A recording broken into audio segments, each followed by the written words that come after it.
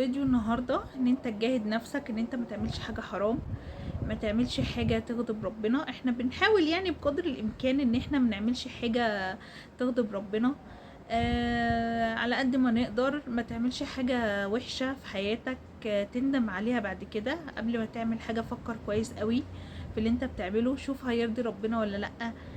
بالذات يعني الحاجات اللي هي مش كويسة، آه، اللي انت مثلا ايه بتيجي قدامك وربنا مثلا بيختبرك بيها ويشوف انت هتعمل ايه، وبعدين انت مثلا يعني تسقط في الاختبار بتاع ربنا وتعمل حاجة مش كويسة او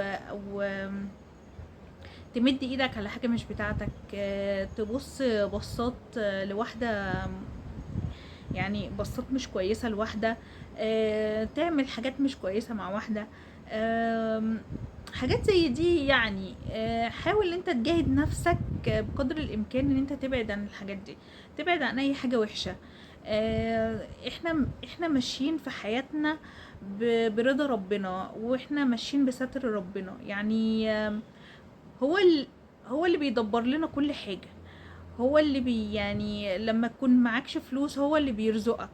وانت قاعد كده تلاقي حد مثلا بيتصل بيك يقولك ده النهارده نزلت لنا مكافأة، ده النهارده ربنا بعت لنا مش عارف ايه ده.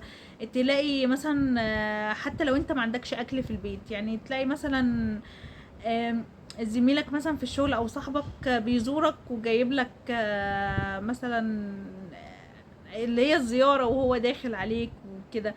فمين اللي عمل كده؟ هو ربنا هو اللي عمل كده. فانت حاول انت تقرب منه، وحاول ان انت وحاول ان انت ترضيه بقدر الامكان على قد ما تقدر. يعني هو ربنا عارف كل واحد قدراته ايه، وعارف آه، يعني شايفك وعارف ايه اللي جواك، يعني مش عارف ايه اللي براك بس، لا عارف ايه اللي جواك.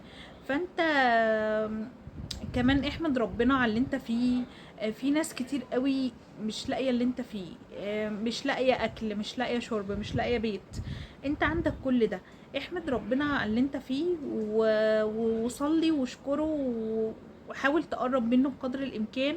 وهي دي كانت نصيحة النهارده.